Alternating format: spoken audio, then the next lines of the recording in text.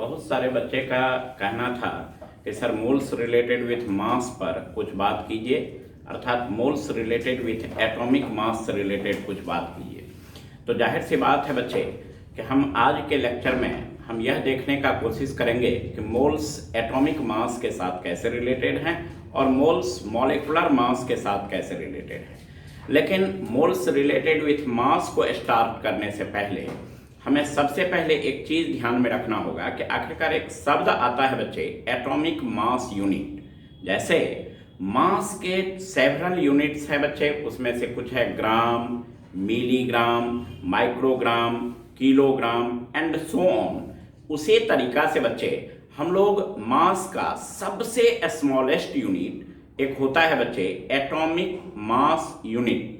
ये मिसनेमर टाइप का है बच्चे, ऐसा प्रतीत होता है, ऐसा बहुत सारे बच्चों के मन में चलते रहता है कि एटॉमिक मास यूनिट दरअसल एटॉमिक मास का यूनिट है, बट ये बच्चे मिसनेमर है। ये मास का सबसे स्मॉलेस्ट यूनिट है जिसके बारे में हमें बात करनी है।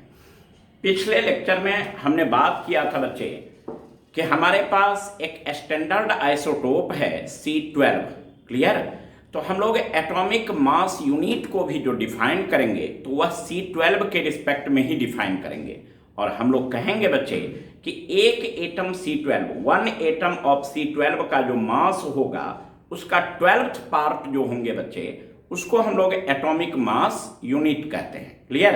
अर्थात बच्चे अगर कोई हमसे ये क्वेश्चन करता है कि एटॉमिक मास यूनिट क्या है, एटॉमिक मास यूनिट क्या है, तो हम लोग कह सकते हैं बच्चे कि it is the 1/12th mass, the 1/12th mass of one atom of C12। अर्थात एक एटम कार्बन 12 के मास का जो 12वां हिस्सा है बच्चे उसको हम लोग क्या नाम से पुकारेंगे, एटॉमिक मास यूनिट के नाम से। बच्चे एटॉमिक मास यूनिट को हम लोग स्मॉल ए, स्मॉल एम और स्मॉल यू से डिनोट करते हैं। हालांकि बच्चे मॉडर्न कन्वेंशन में हम लोग AMU को सीधे U से भी डिनोट कर सकते हैं, क्लियर। और AMU इज इक्वल टू होता है बच्चे 1/12 into mass of one atom of C12।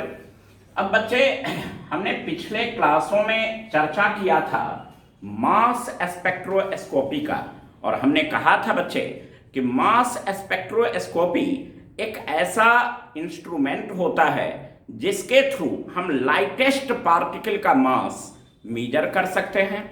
तो जाहिर सी बात है बच्चे कि मास स्पेक्ट्रोस्कोपी से जब एक एटम कार्बन 12 का मास मेजर किया गया तो यह आया 1.9923 into 10⁻⁻23 ग्राम। जब बच्चे इसको आप 12 से डिवाइड करोगे तो यह आ जाएंगे 1.66 into 10⁻⁻24 ग्राम।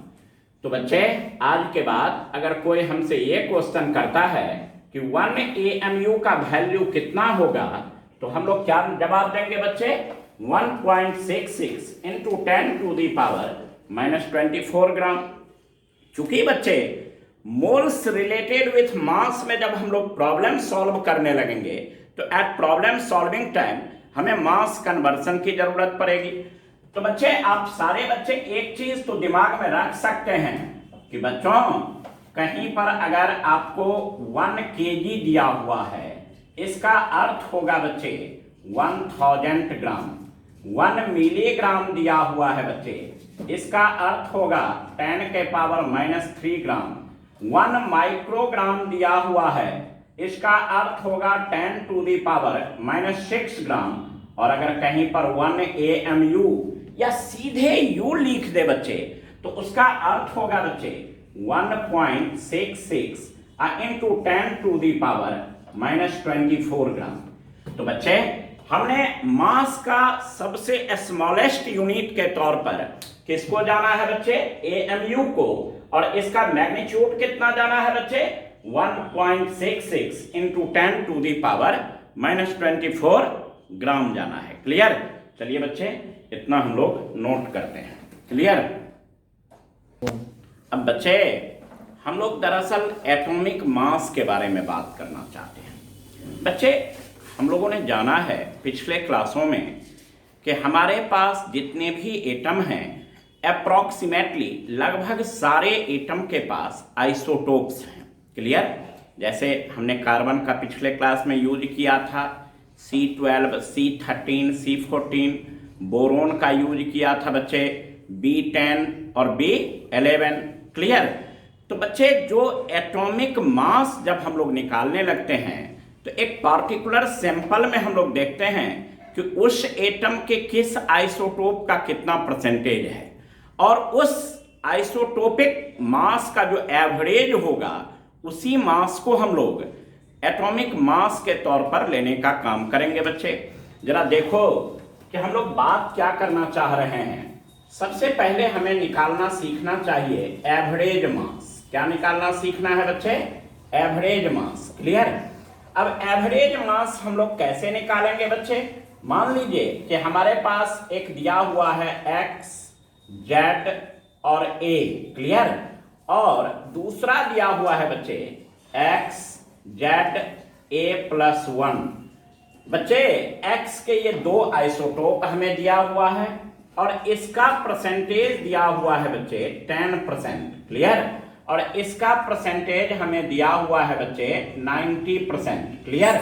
अब इसका अगर हमें कहा जा रहा है कि एवरेज मास निकालो, clear, average mass of x निकालो, तो हम x का मास नंबर हमें कितना दिया हुआ है बच्चे? a।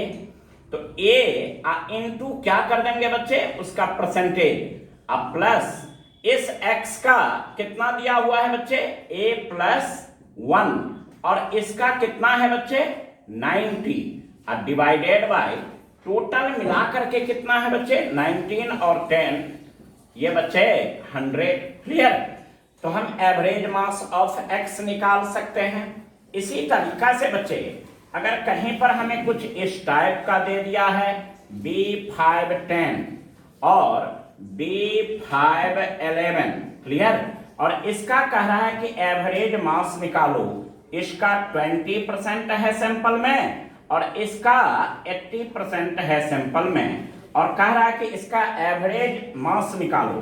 तो हम लोग क्या करें बच्चे? इसका एवरेज मास निकालने के लिए बच्चे, एवरेज मास ऑफ बोरोन, बच्चे B का कितना मास नंबर है? 10, और इसका परसेंटेज कितना है बच्चों? 20। तो बच्चे 10 इंटू क्या कर देने हैं बच्चे? 20, अब प्लस इसका कितना है मास नंबर बच्चे? 11, और इसका परसेंटेज कितना है? 80, और टोटल कितने हो जाएंगे बच्चे?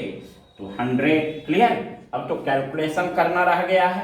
इसी तरीका से बच्चे, अगर कहीं पर मान लीजिए कि इस टाइप का हमें प्रॉब्लम में दिया हुआ है O816, O817, O818, क्लियर, तो बच्चे अब इसका हमें कहे कि एवरेज एटॉमिक मास निकालो, तो बच्चे इसका अगर हमें दिया हुआ है 90%, इसका दिया हुआ है 8%, और इसका दे दिया है सवाल में, प्रॉब्लम में हमें देखना पड़ेगा बच्चे कि कितना परसेंटेज दिया है।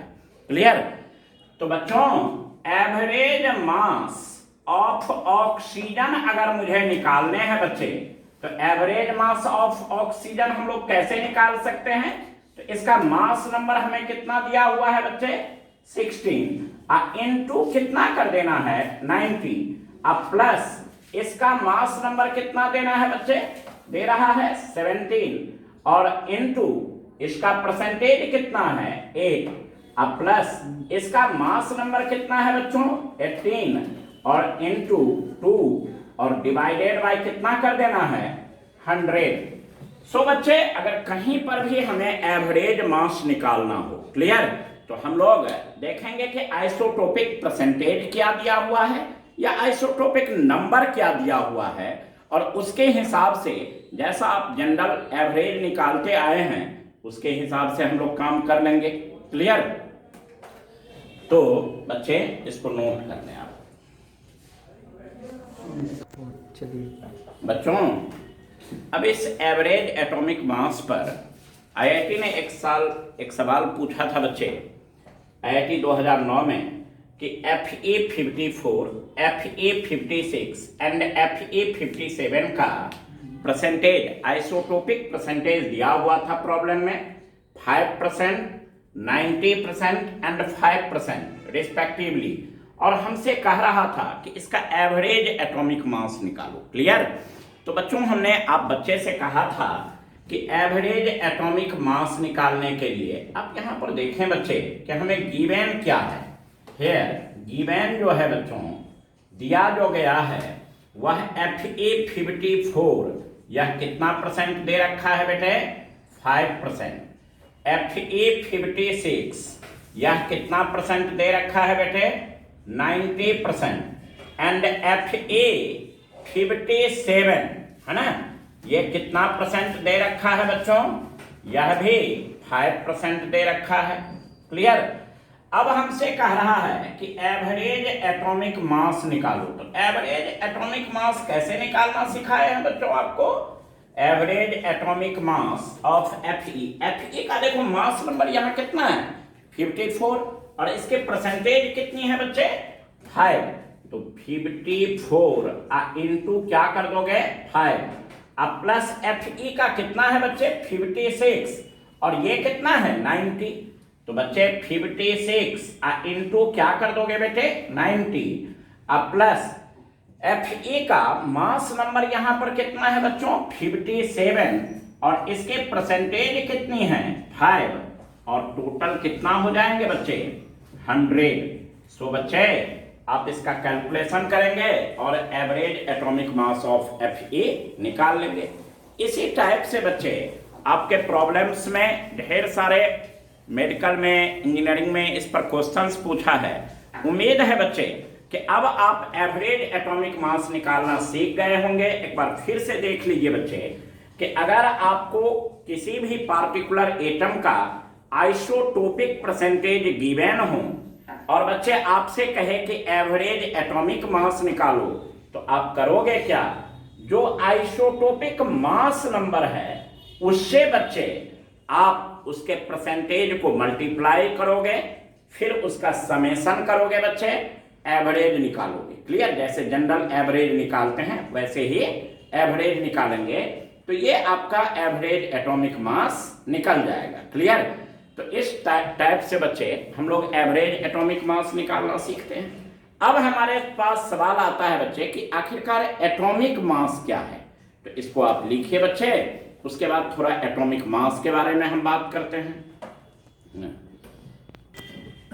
अब बच्चे एक क्वेश्चन उठता है कि एटॉमिक मास क्या है। अभी तक हम लोगों ने सीखा बच्चे, पहला चीज कि एटॉमिक मास यूनिट यानी मास का सबसे स्मॉलेस्ट यूनिट के बारे में। फिर हम लोगों ने सीखा बच्चे एवरेज निकालना आइसोटोपिक परसेंटेज के थ्रू, अर्थात बच्चे एटॉमिक मास निकालना। अब क्वेश्चन उठता है कि IUPAC ने एटॉमिक मास के बारे में क्या कहा है।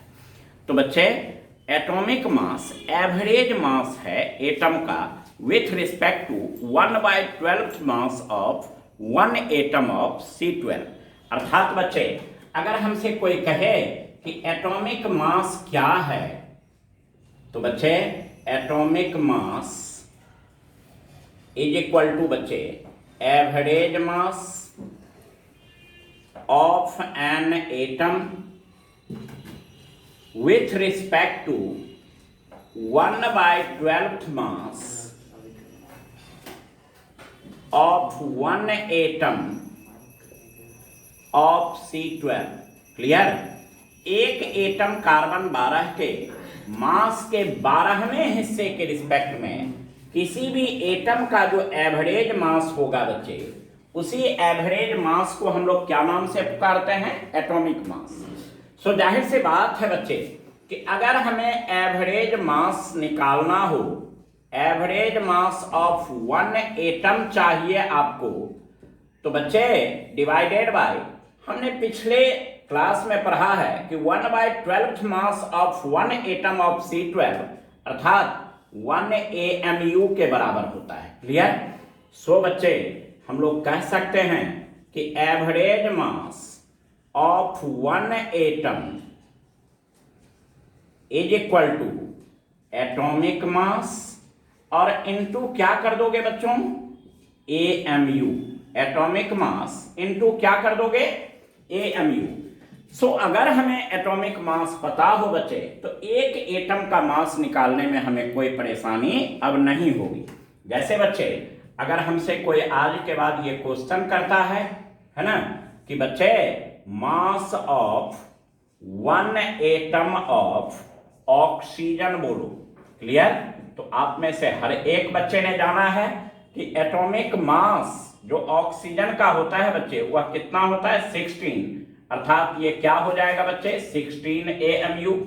अगर कोई हमसे ये क्वेश्चन करता है बच्चे कि मास of one atom of silver कितना होगा, तो सिल्वर का एटॉमिक मास बच्चे 108 होता है और उसमें हम लोग क्या लगा देंगे बच्चे, AMU।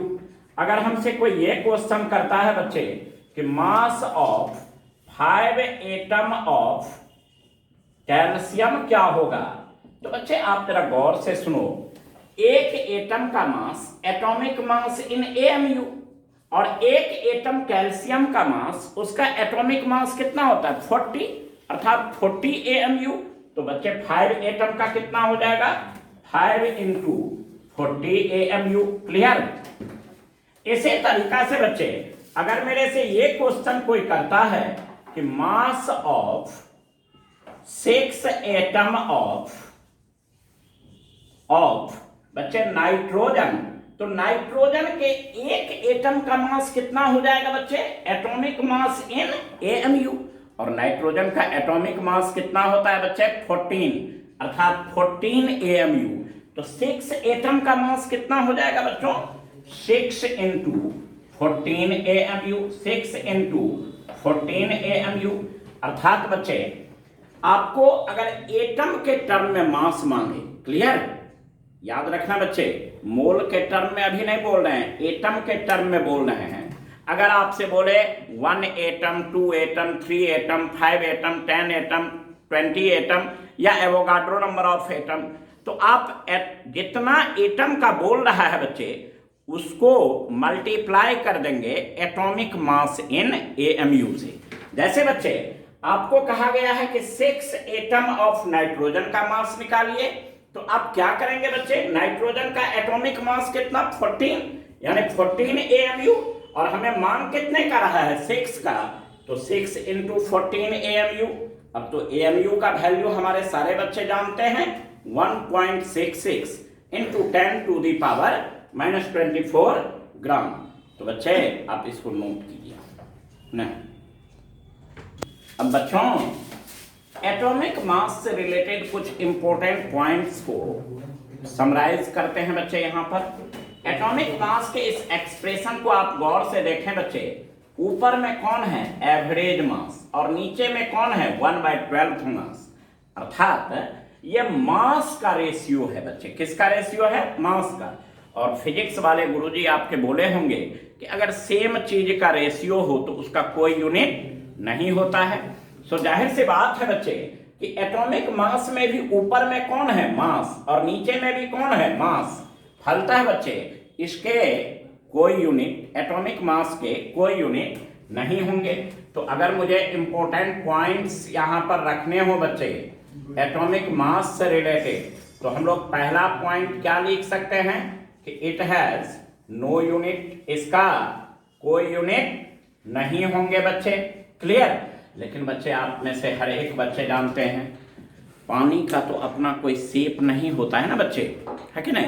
लेकिन पानी को अगर हम ग्लास में रखते हैं तो वो किसका शेप ले लेता है, ग्लास का शेप ले लेता है, क्लियर। पानी को अगर हम थाली में रखते हैं तो वो किसका शेप ले लेता है, थाली का। ऐसा तो नहीं होता है ना कि थाली में जब पानी रखे तो ग्लास में वाला शेप रखा है कि नहीं। सो जाहिर सी बात है बच्चे कि पानी का अपना कोई शेप नहीं होता है, बल्कि वह जिस कंटेनर में डाला जाता है उसका शेप ले लेता है। ठीक उसी तरीका से एटॉमिक मास का अपना कोई यूनिट नहीं होता है, लेकिन एटॉमिक मास चूंकि मास से रिलेटेड है, फलतः एटॉमिक मास को अगर हम ग्राम में रिप्रेजेंट करेंगे तो उसको हम लोग ग्राम एटॉमिक मास बोलेंगे। सो बच्चे, but when it is expressed in gram, it is expressed in gram, इसको अगर हम किस में व्यक्त करें बच्चे, ग्राम में, then it is termed as, it is termed as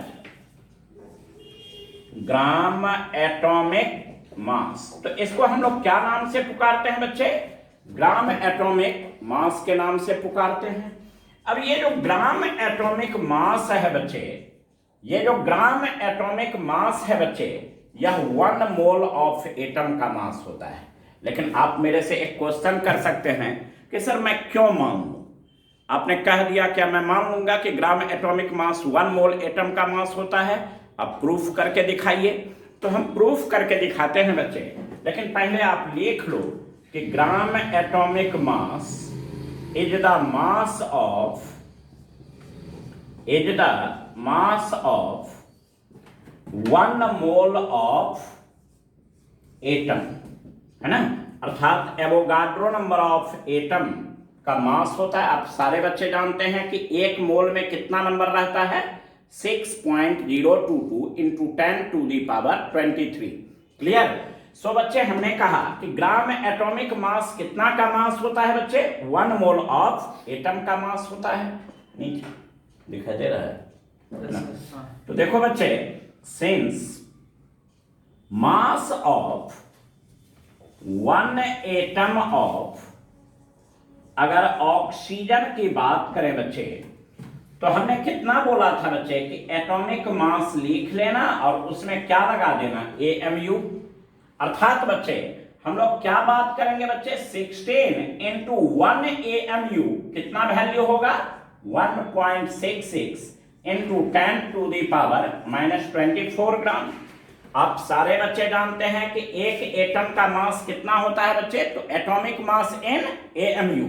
तो बच्चे एक एटम ऑक्सीजन का मास कितना हो जाएगा, तो ऑक्सीजन की एटॉमिक मास कितनी है, 16 AMU। अर्थात 16 into 1.66 into 10 to the power -24 gram. So बच्चे, अगर आपसे कोई ये क्वेश्चन करता है कि मास ऑफ 1 मोल, 1 मोल में नंबर कितना बताया गया है बच्चे, 6.022 into 10 to the power 23। So mass of 6.022 into 10 to the power 23 atom of oxygen कितना होगा?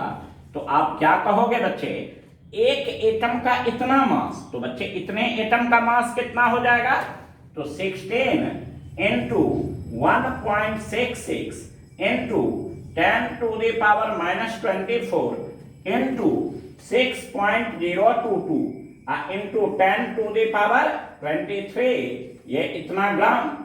अब जब बच्चे आप इस दोनों नंबर को मल्टीप्लाई करोगे तो यह आ जाएगा बच्चे 9.99। आइए देखो बच्चे, बेस सेम है तो पावर क्या करेंगे, जुड़ जाएंगे, तो ये 10 के पावर -1।